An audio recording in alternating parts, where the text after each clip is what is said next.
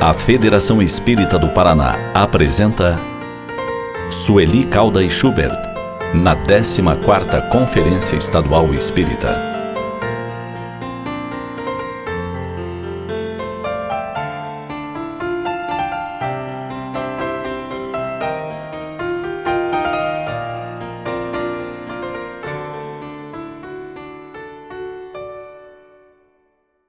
Queridas irmãs, queridos irmãos, eu quero primeiro dar uma explicação, porque soube pela nossa querida amiga Eliane, que havia sido divulgado o tema diferente desse, prece e conexão com a mente divina.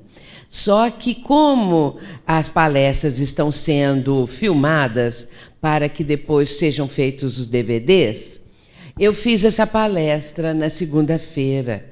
E a Federação Espírita do Paraná já fez o DVD, já está vendendo o DVD. Então, mas eu não sabia, não tinha sido comunicado a mim que seria esse tema nessa noite. E eu já trouxe, então, esse que nós vamos apresentar agora para ficar diferente daquele que a FEP já está lançando, não é? Daquele outro tema. Porque a reencarnação é sempre oportuno falarmos a respeito dela. É sempre oportuno nós mostrarmos esse significado tão profundo, tão importante e fundamental para a vida do ser humano. Para entendermos a mecânica da justiça divina, nós precisamos entender a reencarnação. E soube também, agora, na manhã de hoje, que na região ali próxima a Maringá, não sei em quais cidades, veio uma pessoa que é um líder religioso da Igreja Católica e estava falando contrário à reencarnação e a esses aspectos básicos da doutrina espírita, mas especialmente contra a reencarnação. E eu, então, ainda pensei assim, que bom que eu escolhi esse tema, porque aí, se houver alguma dúvida, não é? Dentro dessa lógica que a doutrina apresenta, o tema vai ser, então, abordado. Então, esse tema, ele está no meu livro, Mentes Interconectadas e a Lei de Atração. Nós vamos falar, então, sobre um capítulo do livro, que é a reencarnação, a verdade que não quer calar. Então, vamos começar com a passagem do Evangelho, que está em Mateus, no capítulo 17, versículos 10, 12 e 13. Isso ocorre quando Jesus está descendo do Monte Tabor, aonde houve aquela transfiguração do Mestre. É uma passagem mais conhecida. Mas Jesus, quando ele foi ao Monte Tabor, ele escolheu a Pedro, Tiago e João para acompanhá-lo. E na descida, depois de todos os fenômenos mediúnicos que aconteceram no Monte Tabor, eles começaram, os 3 discípulos, a perguntar a Jesus a respeito daquilo tudo que tinha ocorrido lá. Mas, a certa altura, os discípulos o interrogaram, dizendo: por que dizem os escribas ser necessário que Elias venha primeiro? Porque, no momento da transfiguração, surgiram Moisés e Elias, 2 espíritos desencarnados há muito tempo. E Jesus vai ter um colóquio com eles, uma conversa que não foi registrada, ninguém ficou sabendo. Mas os discípulos viram os 2 materializados. E, com isso, eles agora estavam perguntando a respeito de Elias, exatamente porque Elias havia aparecido ali. Jesus, respondendo, disse: digo-vos que Elias já veio e não o conheceram, mas fizeram-lhe tudo o que quiseram. Então, entenderam os discípulos que ele lhes falara de João Batista. Fica muito claro que Elias, então, reencarnou como João Batista. Portanto, é um momento em que a reencarnação está muito clara nessa passagem. Mesmo assim, as pessoas que têm, às vezes, uma ideia totalmente contrária, não é? Não aceitam, não fazem não dão essa interpretação.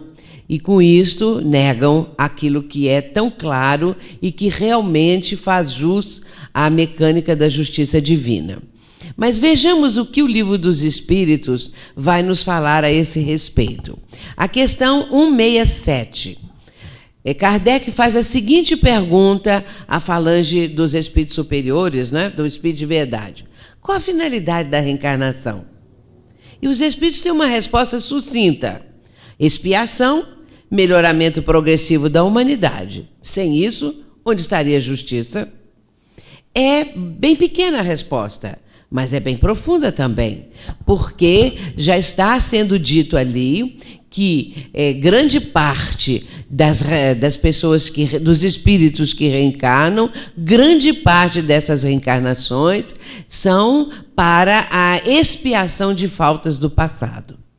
E também porque a busca incessante é a da melhoria progressiva da humanidade. Toda reencarnação, já vamos começar falando essa premissa básica, toda reencarnação visa o progresso do espírito.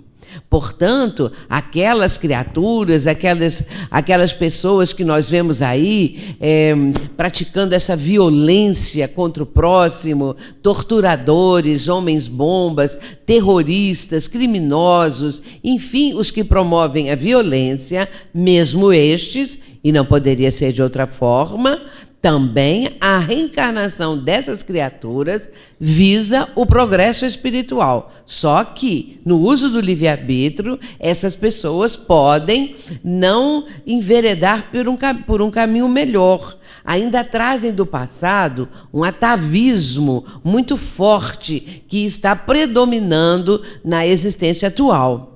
Todo aquele acervo do passado, também de maldades, de crimes, vai acontecer de novo na existência atual. Ou então, porque instintos estão prevalecendo no íntimo dessas criaturas, que são espíritos mais selvagens. Porque o selvagem, se nós formos olhar aquele homem primitivo, aquele homem das cavernas, as tribos primitivas que matam as pessoas, porque o matar alguém é algo muito natural para esses espíritos, como também a sua própria morte.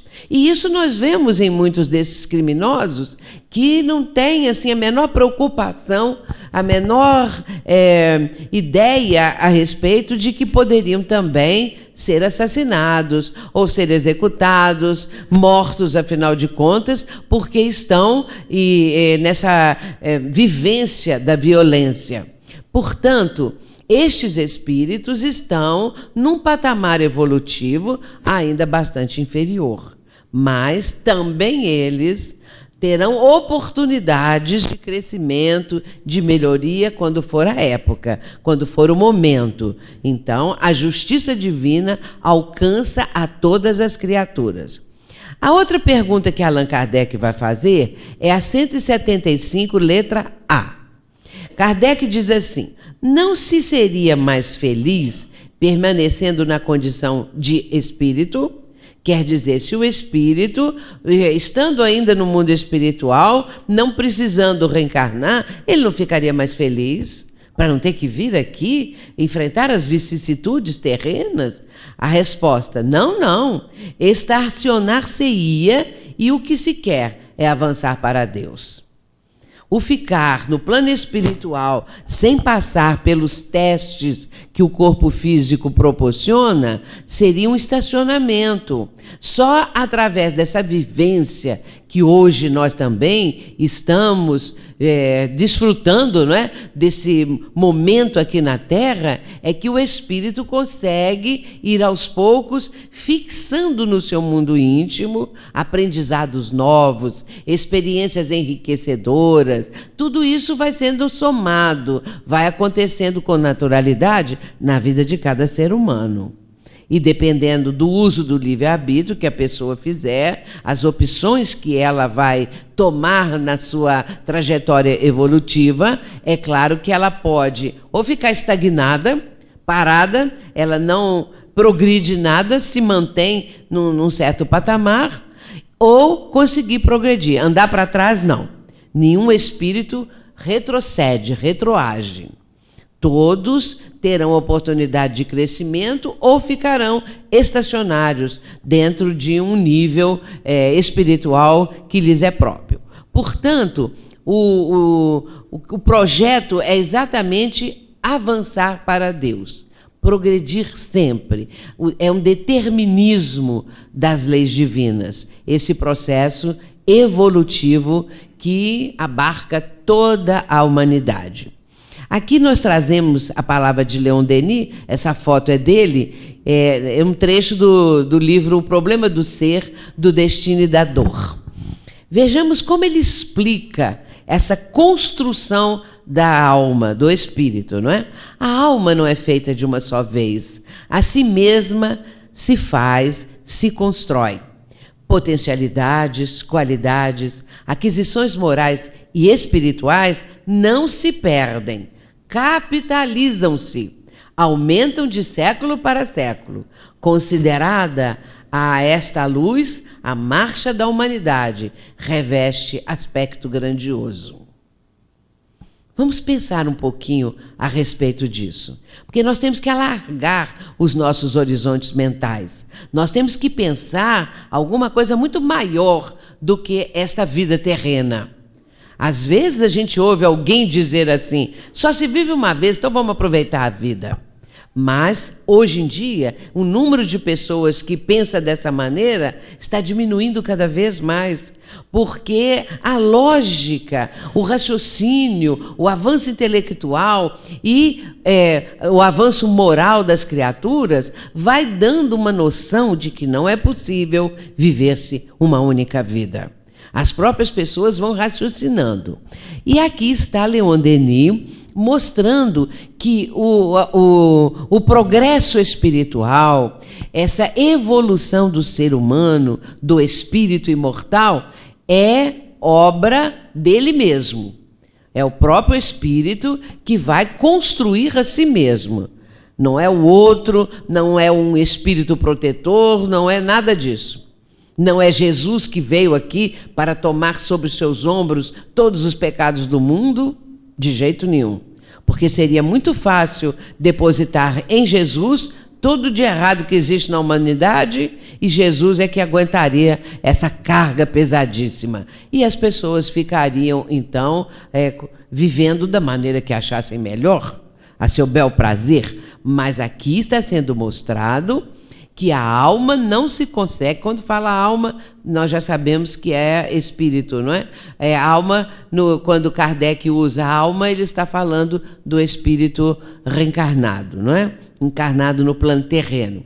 Mas Leon Denis não faz essa distinção. Ora ele fala alma, ora ele fala espírito. Mas é a mesma coisa. Portanto, não é de uma vez, ou seja, numa única existência.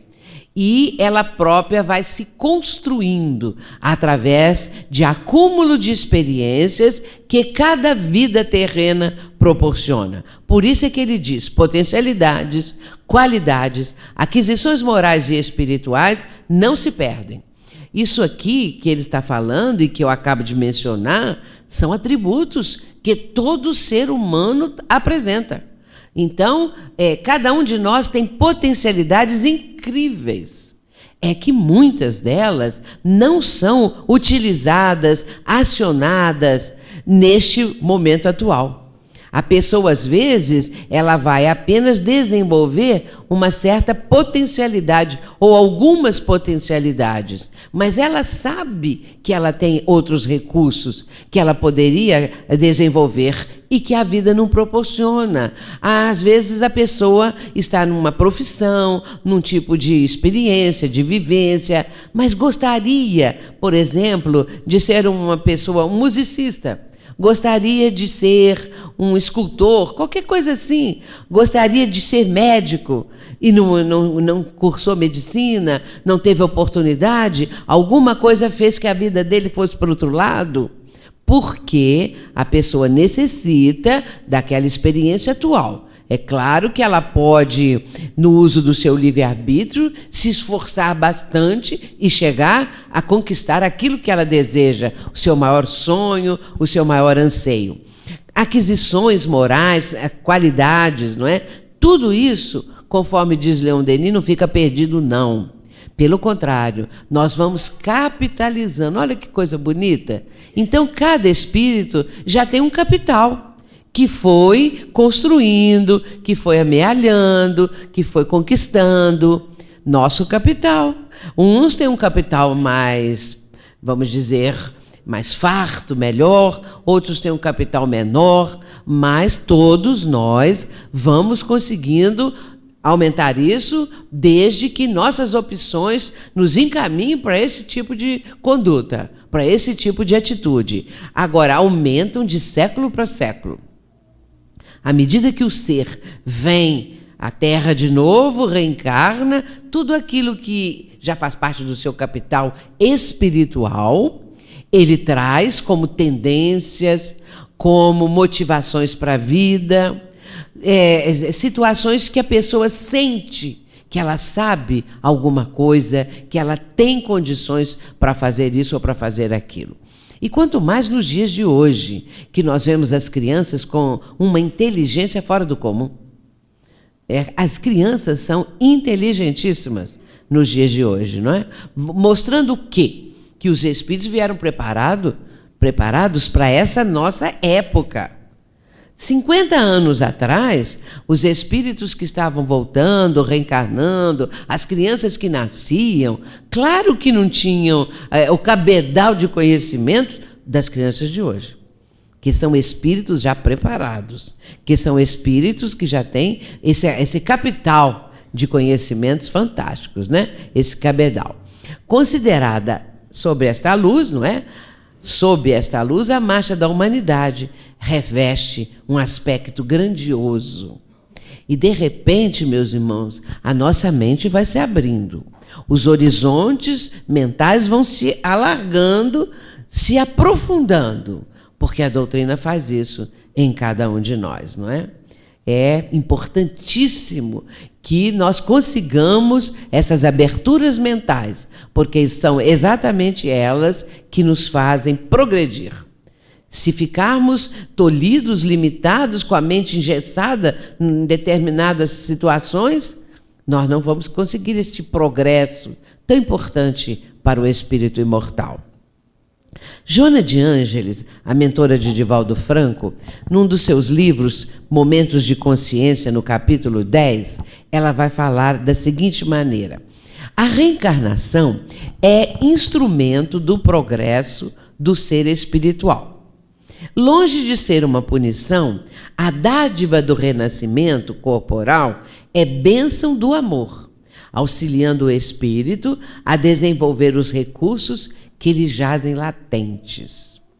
Nós trazemos esses atributos, que são recursos, potencialidades que estão latentes em nós. E, de repente, quem já tem um filho vai notar que aquela criança começa a evidenciar tendências para a arte, para o desenho, para qualquer coisa. Então, aquela criança é habilidosa, ou aquela criança... E hoje em dia, então, na era do computador e de toda essa parafernália eletrônica que cada vez vai chegando mais, outras coisas mais modernas, e aquela que era do ano anterior já ficou antiquada, e assim por diante, é uma velocidade incrível. Essas crianças já nascem sabendo tudo isso. E já estão com os conhecimentos adquiridos para essa era nova, para esse momento decisivo, porque todos nós aqui presentes, imagino eu, sabemos que o planeta Terra está passando pela grande transição.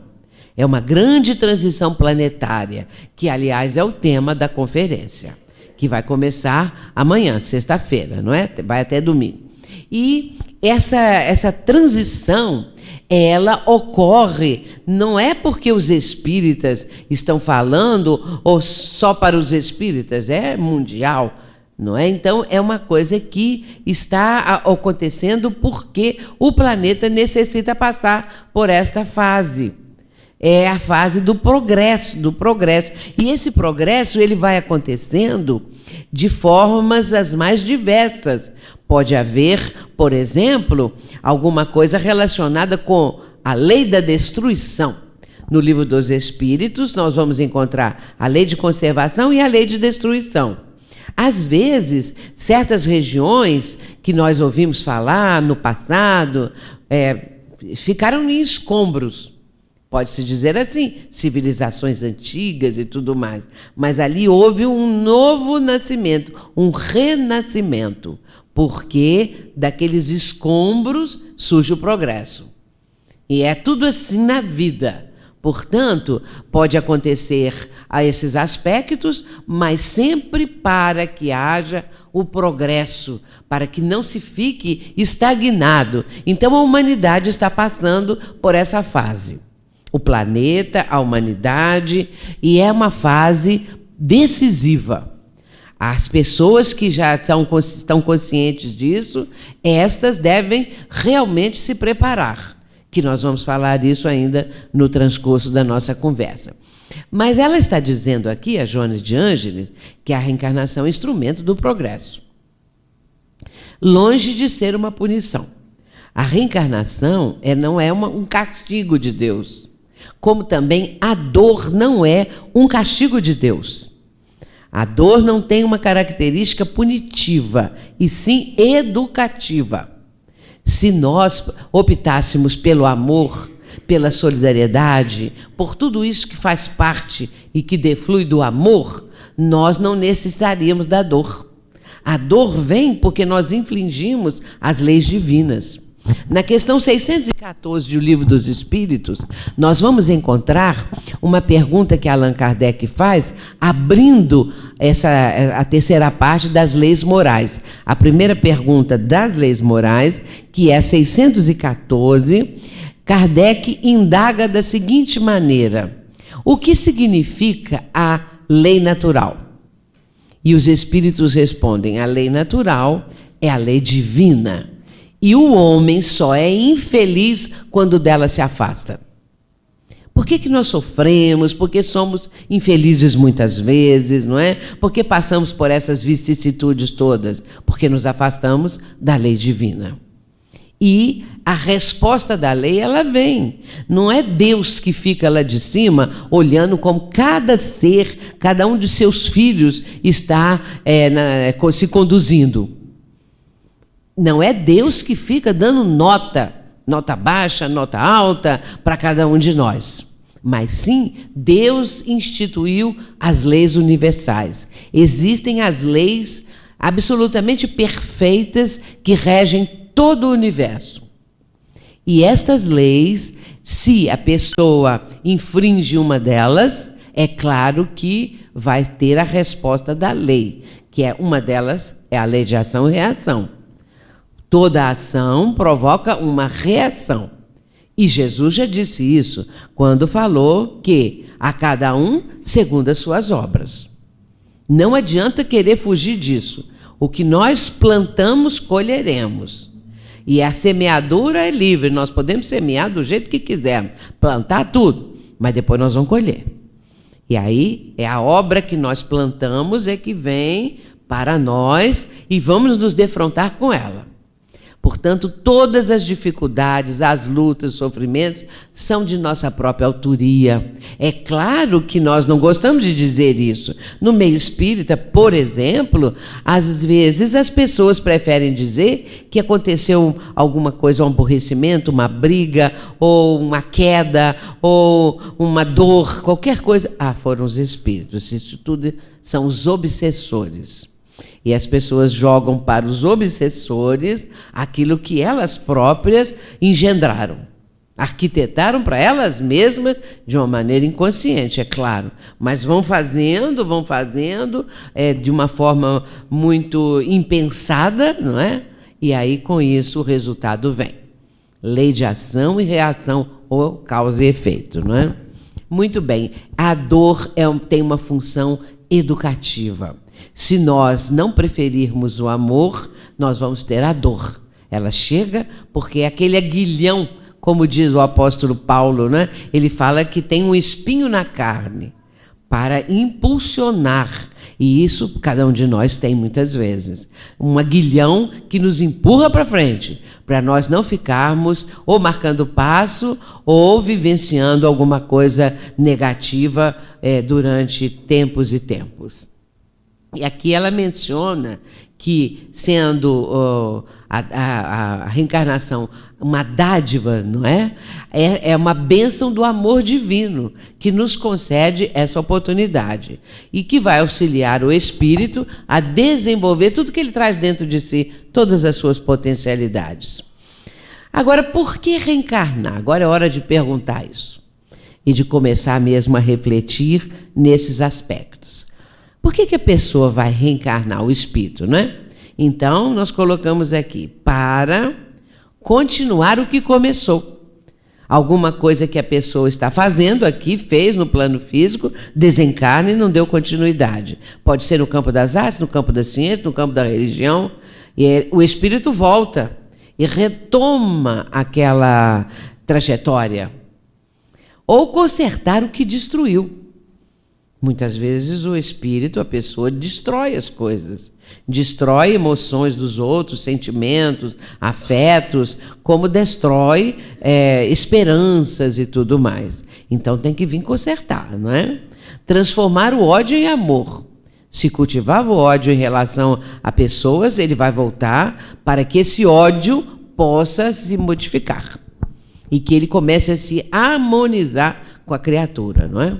Devolver à vida o que tomou injustamente. Podemos ter a certeza de que essas pessoas que corruptos, não é? Que estão desviando verbas, até de merenda escolar, verba da saúde, tudo isso que nós sabemos, esse panorama brasileiro.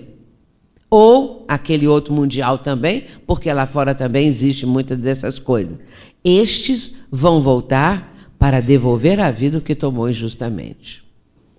Não quer dizer necessariamente que vão passar essas dificuldades, essas vicissitudes todas. Ou, por exemplo, vou dar uma ideia, uma pessoa mata a outra, não quer dizer que vai ter que renascer, desencarna, renasce, e aí vem alguém para matar essa pessoa, para pagar aquela dívida. As coisas não funcionam dessa maneira. Então, a pessoa pode ter outros tipos de experiências que signifiquem a retomada da sua caminhada evolutiva, pagando aquele débito, ressarcindo a contabilidade divina o que tomou injustamente, não é? Então, devolver à vida o que tomou injustamente. Aprender o que não aprendeu. O que não teve tempo, o que não teve condições de aprender. Às vezes, nós conseguimos desenvolver numa certa área, mas não em outras, que pode ser já estarem desenvolvidas de outras vidas. Mas se não estão, nós retornaremos e um dia teremos a oportunidade do desenvolvimento, do crescimento em outras áreas que não conseguimos na reencarnação anterior. Redimir-se dos erros cometidos. Olha que oportunidade, que bênção é a reencarnação. Porque senão nós iríamos ficar sempre devendo a economia divina, sempre ficaríamos em falta e não teríamos condições de melhorar a nossa própria vivência, seja no mundo espiritual, seja no mundo físico. Portanto, o fato de quitarmos as dívidas é que nos dá o impulso para algo melhor. Caminhando de acordo com a lei divina, porque de encontro à lei divina, nós somos infelizes, como diz o Livro dos Espíritos. Aprimorar sentimentos. Como temos que aprimorar sentimentos? Quando nós ouvimos falar das pessoas que se dizem assim, apaixonadas por alguém, né? O amor, é o homem da minha vida, é a mulher da minha vida, às vezes dura um ano, dura meses, dura dias. E de repente já não é o homem da vida, já não é a mulher da minha vida e tal. Ainda estava falando ontem que essas pessoas vão se casar, não é? Resolvem fazer uma grande festa, vão para o Castelo de Caras. E lá a revista Caras vai trazer, não é? Aquela notícia, essas pessoas se casam e falam, é o homem da minha vida, a mulher da minha vida, dura 8 meses, dura 1 ano, muito pouco, não é? Então, esses sentimentos precisam ser aprimorados, porque, na verdade, era apenas paixão e não amor. E a paixão, ela é fugaz, não é? Ela não tem uma raiz profunda nos sentimentos da criatura. Desenvolver outras potencialidades, que nós já mencionamos. Evoluir, progredir e, no fim das contas, ser feliz. Que é tudo que nós procuramos, a felicidade. Nós temos momentos de felicidade. E quando estamos vivendo uma felicidade assim, que é uma coisa que esperávamos, que buscamos, as horas passam tão rápido. Nós temos a impressão que foi assim, uma coisa muito veloz, muito rápida, e aquilo vai pelos nossos dedos como uma areia, uma água, qualquer coisa, que vão passando, e nós vamos perdendo aquele momento. Vai ficar na nossa lembrança. E quando existe dor, quando existe sofrimento, as horas não passam. Nós achamos que os dias são longos, as noites maiores ainda, e com isso nós verificamos o quanto nós ainda temos que viver para chegarmos nesse ponto aí, a felicidade completa, a plenitude. Isso ainda vai demorar, não é? Porque vejamos o caso do Dr. Bezerra de Menezes. Dr. Bezerra de Menezes é um espírito evoluidíssimo que poderia estar em planos superiores. Mas ele disse que prefere ficar aqui ajudando os que estão na Terra, porque enquanto houver uma lágrima, uma dor, um sofrimento, ele não consegue ser feliz totalmente, porque existem pessoas sofrendo. E, com isso, ele se faz absolutamente solidário com essas pessoas, não é? Então, ser feliz é uma coisa assim muito íntima. Agora, aí tem um detalhe. Nós somos felizes no sentido de que, ao conhecermos a doutrina espírita, ao introjetá-la no nosso mundo íntimo, nós nos tornamos pessoas felizes, no sentido de que já sabemos, já temos conhecimento. Por isso é que Allan Kardec fala, no capítulo 3º de O Livro dos Médiuns, Kardec vai colocar no item 30 da seguinte maneira: o Espiritismo anda no ar, difunde-se pela força mesma das coisas, porque torna felizes aqueles que o professam.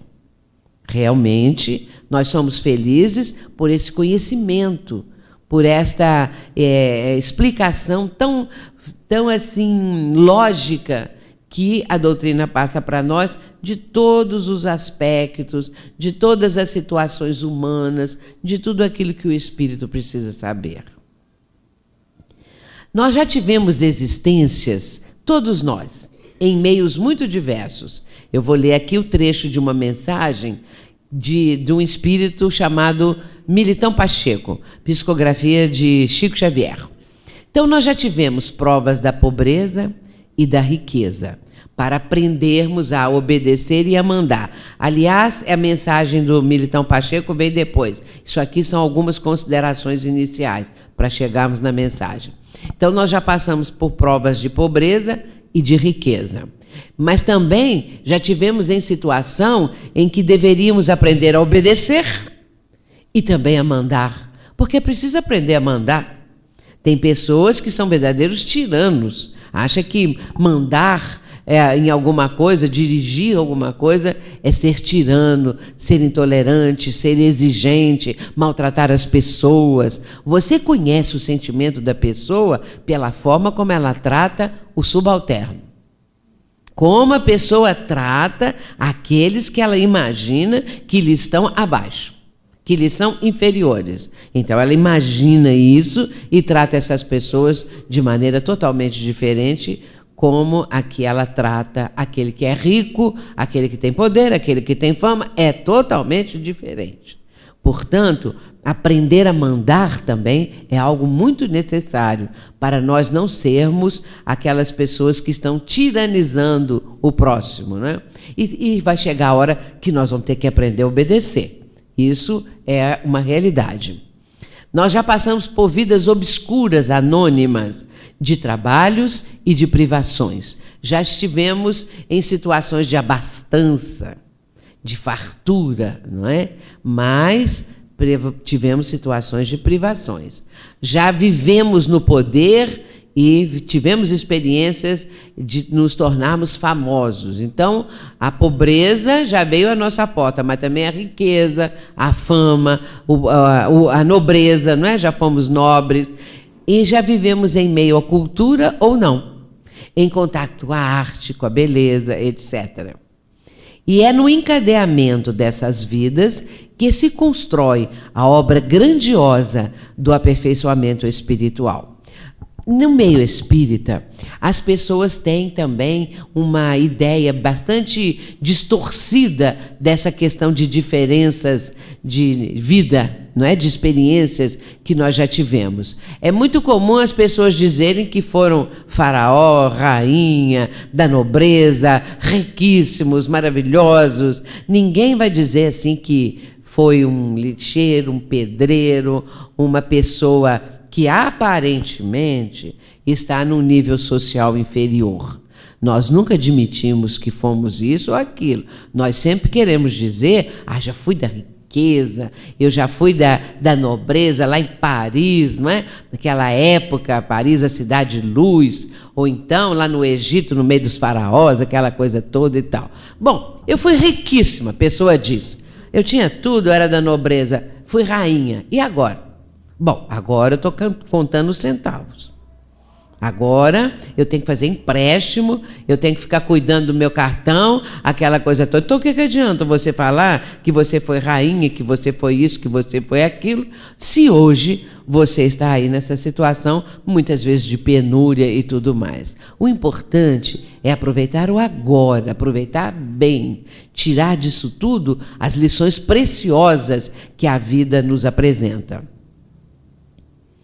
Aí agora vem a mensagem, não é? Nossa mente possui nas criptas da memória, ou seja, nas profundezas da nossa memória, a cultura de todos os grandes centros do planeta. Já tivemos também o poder e a subalternidade em todas as nações. Nossa pele, em cores diversas, já foi beijada pelo sol de todas as latitudes. Nossos olhos já contemplaram as belezas da natureza e os antros da sordidez humana. Nossa voz já expressou o bem e o mal em todos os idiomas. Nosso coração já pulsou no ritmo de todas as paixões. Nossos pulmões já respiraram ar de todos os climas. Nossas mãos já retiveram e dissiparam fortunas. Já estivemos nos salões da nobreza e nos círculos de penúria. Nossa emoção já passou por todos os transes possíveis de renascimentos e mortes. Eis porque o Espiritismo pergunta: não julgas que já é tempo de renovar? Esse é o Dr. Militão Pacheco, que era um médico em São Paulo, na década de 30, 40. Isso está no livro O Espírito de Verdade, no capítulo 18, psicografia do nosso querido Chico Xavier. Eu trouxe apenas uma síntese da mensagem. Mas isso aí que o Militão Pacheco está dizendo é a nossa história. Nós já passamos por essas experiências, por incrível que pareça. Nós já passamos por tudo isso. Só que nós não guardamos agora, atualmente, a lembrança, o que é bom. Porque se nós tivéssemos a lembrança das nossas vivências anteriores, isso ia confundir muito a nossa vida atual. O fato do esquecimento do passado mostra a bondade divina. Mesmo também temos que levar em consideração que no nosso grupo familiar reencarnam não apenas espíritos que são nossos amigos do passado, mas os desafetos também. Reencarnam e estão ali naquele convívio, são aquelas pessoas mais difíceis, que nos fazem às vezes sofrer, que estão ali ao nosso lado, que tomam conta da nossa vida, são os fiscais que ficam fiscalizando tudo e dando opinião em tudo, sempre para rebaixar a pessoa. Mas essas criaturas que fazem isso são aqueles a quem prejudicamos no ontem. Elas hoje estão cobrando, estão vindo aí para que nós tenhamos paciência, tolerância. E se nós somos espíritas, os que somos espíritas, nós já temos a compreensão, o que vai facilitar você suportar aquilo. Agora, o que a gente tem que fazer, de todas as formas, procurar conquistar a criatura, procurar fazer com que ela nos veja de outra maneira. Muitas vezes, espíritos obsessores se comunicam nas reuniões mediúnicas, contando que ainda estão se vingando de sofrimentos que pessoas que agora estão reencarnadas proporcionaram a eles no passado. Sofrimentos, traições, enfim, tudo que foi de mágoa, de dor, de dificuldades que eles passaram e que agora estão cobrando num processo obsessivo. Até que haja oportunidade da harmonização. Por isso é que a espiritualidade superior faz com que um espírito desses venha renascer num lar do seu próprio algoz de ontem, a fim de que possam começar o processo de reharmonização. Chega aquela criança, aquele bebezinho, e aí os pais já têm aquele cuidado, já têm a vontade de que a criança seja feliz, tenha uma educação também melhor possível. Só que, à medida que a criança vai crescendo, à medida, especialmente quando chega na adolescência, e aí Kardec faz essa pergunta, por que aquela criança tão meiga, tão dócil, na infância, torna-se o adolescente que é o tempo todo revoltado, que está sempre contra os pais, não é? Por quê? Aí os espíritos respondem, porque nessa fase é que o espírito toma as rédeas do corpo físico. Nessa fase é que o espírito começa realmente a comandar a sua própria vida. Enquanto ainda na primeira infância é mais difícil, ainda não tem o discernimento para isso. Mas quando chega na adolescência, ainda mais nos dias atuais, porque as crianças são muito sabidas, vamos dizer assim, muito inteligentes, e logo denotam uma adolescência até precoce, não é? A gente vê muito isso.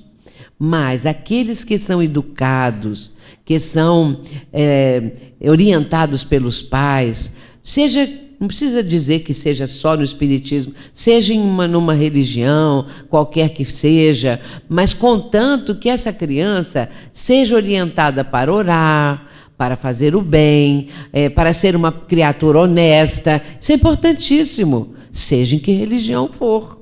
Mas no espiritismo, a criança vai ter também uma explicação mais profunda daquilo tudo que ela necessita aprender. E com isso pode ter um progresso com mais facilidade. Mas cada caso é um caso e nós temos que reconhecer isso. Que regras regem o retorno da alma? Afinal de contas, o espírito vai reencarnar, mas o que rege essa programação? Existem regras? Como que a coisa funciona? Existe sim, mas substancialmente é a lei de atração e a lei de afinidade. Vejamos como funciona. Primeiramente, tudo depende dos antecedentes do espírito. Todo o seu passado, no momento em que se está programando a volta dele ao corpo físico, o passado vai influir muito mesmo. Estará ali comandando até as situações que o espírito vai vivenciar. Bem, as dívidas morais que ele contraiu, elas vão ser avaliadas. Isso aí é fora de dúvida, porque, de acordo com as dívidas, sejam elas dívidas mais graves ou menos graves, é que vai ser formada ou programada as experiências, principalmente as básicas, que o espírito vai ter que passar. Afeições, as afeições que ele traz do passado, e que vão também... ele poderia ter, por exemplo, a oportunidade de reencontrar algumas delas. Vão definir a vida das pessoas, essas afeições, essas pessoas a quem ele estima. E outra coisa, os seus méritos e deméritos. Já tem algum mérito? Já conquistou alguma coisa? Ou não? Claro que sim. E as conquistas redundam em méritos, e esses méritos vão favorecer, vão suavizar a vivência que a pessoa terá futuramente. E aí vem, então, um novo papel que o espírito vai exercer na vida. E surgem, quando encarnado, as suas preferências e necessidades. Essa soma, esse conjunto todo, é que vai influenciar o retorno da alma. Agora, e a questão dessas questões aqui, quer ver? Daí surgem preferências e necessidades por escolha do sexo, raça, nação, meio, classe social, família. Esses 4 ou 5 aspectos aqui, o que acontece? São decisivos, definitivos. Então, a pessoa vai nascer com o sexo, com a raça, e aí ele não tem jeito dele mudar, não é? Na nação, aí ele pode até morar em outro lugar, mudar o meio onde também ele nasceu, a classe social, tudo isso ainda pode ser modificado. Porém, existem aqueles outros aspectos que são determinados, e aí não há uma mudança cabível, provável, a coisa é aquilo que deve ser. Bem, aí nós vemos o seguinte, que a questão do meio, a questão da classe social, a questão da família, essas questões elas podem ser modificadas no transcurso da vida do espírito, aqui no plano terreno.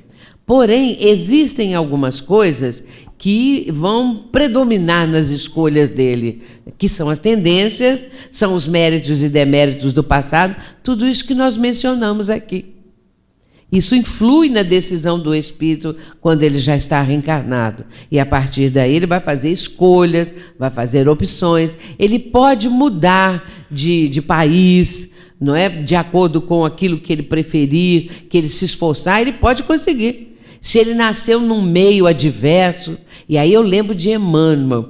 Emmanuel, no livro Pensamento e Vida, ele falando a respeito do berço. Ele chama esse capítulo, ele chama de berço. Como que é o berço de cada um de nós? Então ele diz assim, todo berço de agora retrata o ontem que passou. Cada criança que nasce veio aonde tinha que nascer. Seja na sarjeta, seja na favela, ainda bem, aquelas bem ainda numa condição social muito precária, seja no ambiente de riqueza, seja pela rejeição dos pais, mas tinha que nascer ali. Não tem jeito. Todo berço, quer dizer, todo nascimento de hoje, retrata o ontem que passou. Por isso, se uma pessoa diz assim, eu não tenho nada a ver com essa família, eu sou um estranho no ninho. Tem a ver, sim.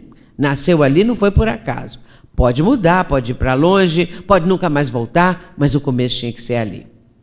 Então, são coisas determinadas, realmente. Mas Joana de Ângeles, continuando nos seus ensinamentos, ela diz, conforme a doutrina espírita, o homem é a síntese das suas experiências, autor do seu destino, que elabora mediante os impositivos do determinismo e do livre-arbítrio. Determinismo inevitável. Isso não tem outro jeito de modificar.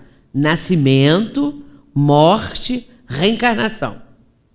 Esse determinismo inevitável estabelece as linhas matrizes da existência corporal.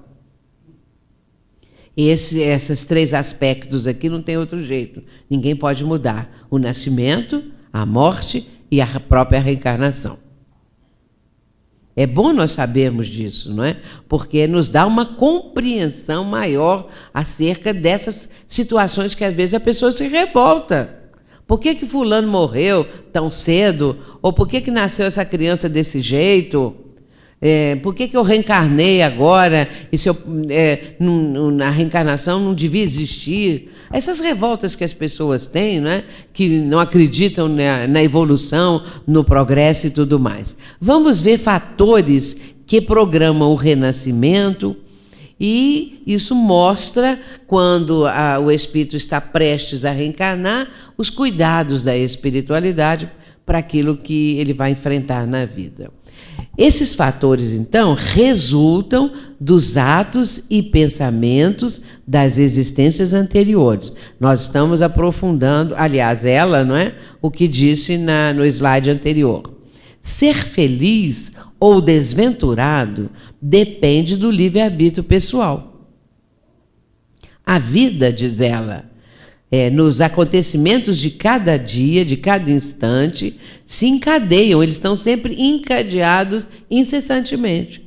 Nada acontece assim por um azar, pelo acaso, porque fortuitamente aquilo surgiu na vida da pessoa, mas sim porque há um encadeamento, há um processo todo que está presidindo a nossa vida.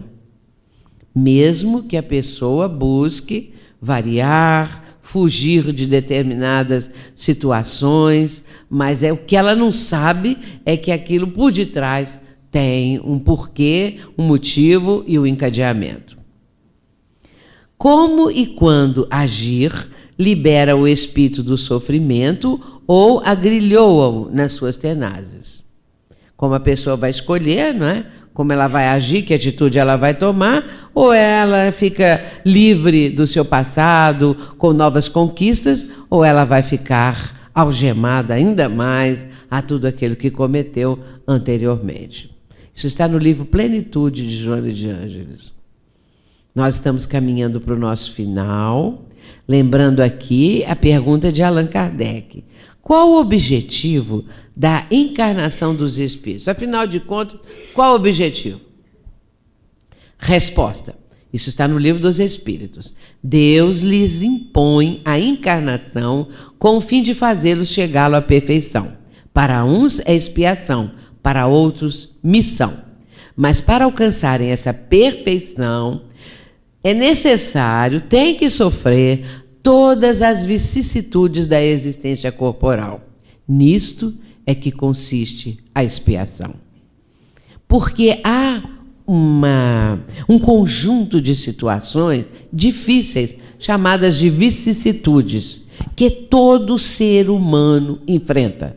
Pode ser rico, pode ser mais bonito que os outros, pode ter mais dinheiro ou menos dinheiro, mas todos nós enfrentamos, que são os achaques do corpo físico, as próprias situações que o nosso corpo físico nos proporciona.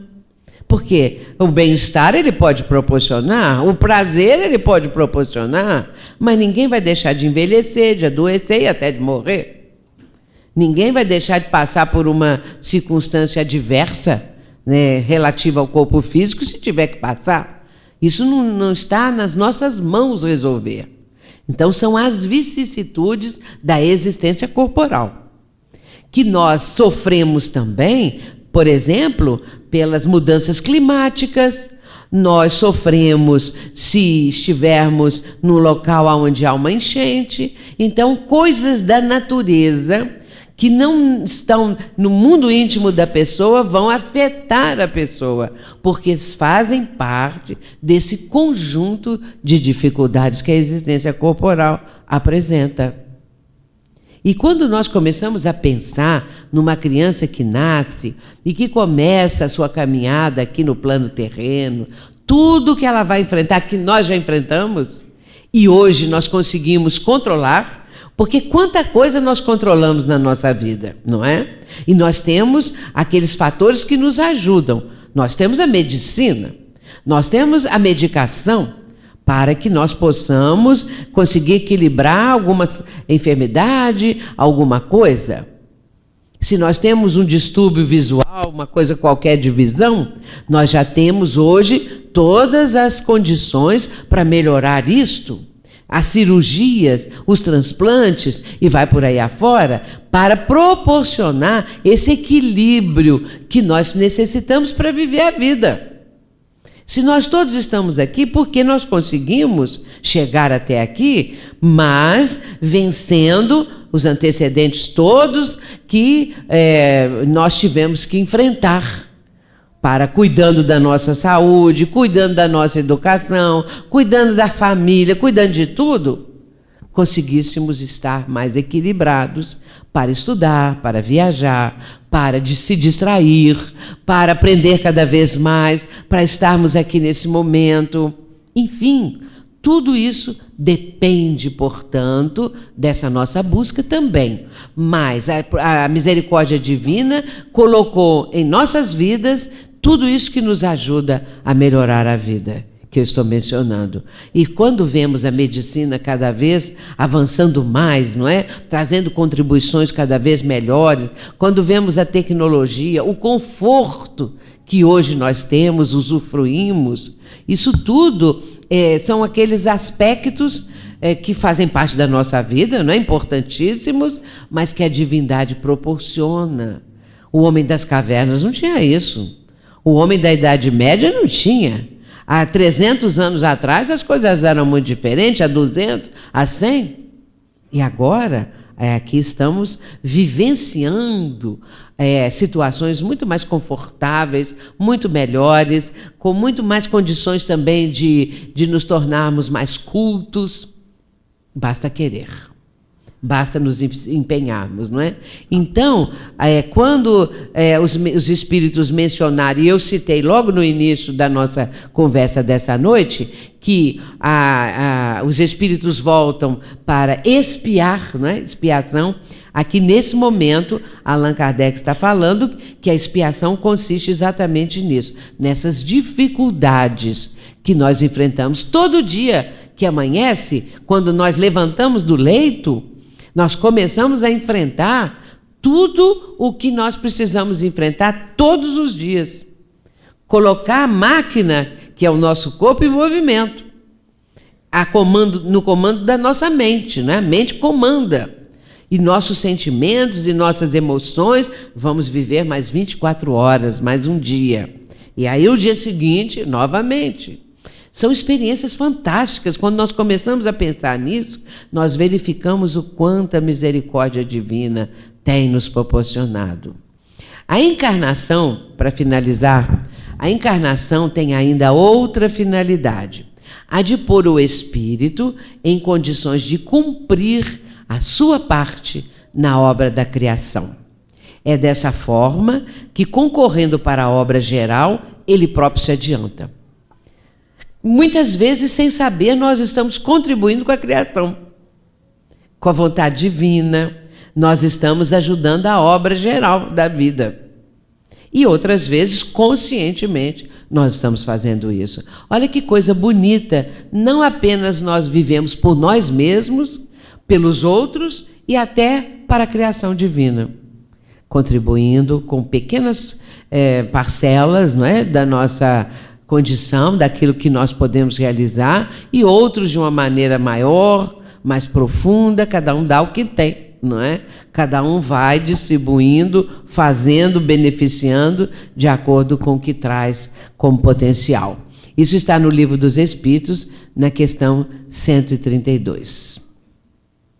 A reencarnação, portanto, é uma realidade lógica, clara, insofismável, e atesta não só a bondade divina, a sua justiça e misericórdia, mas também a sua inteligência suprema.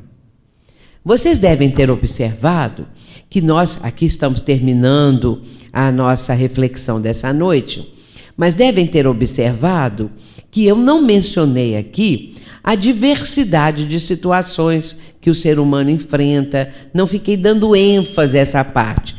eu preferi trazer esses aspectos não tão abordados e que são muito importantes para que nós tenhamos uma visão de como se processa a reencarnação e por que se processa.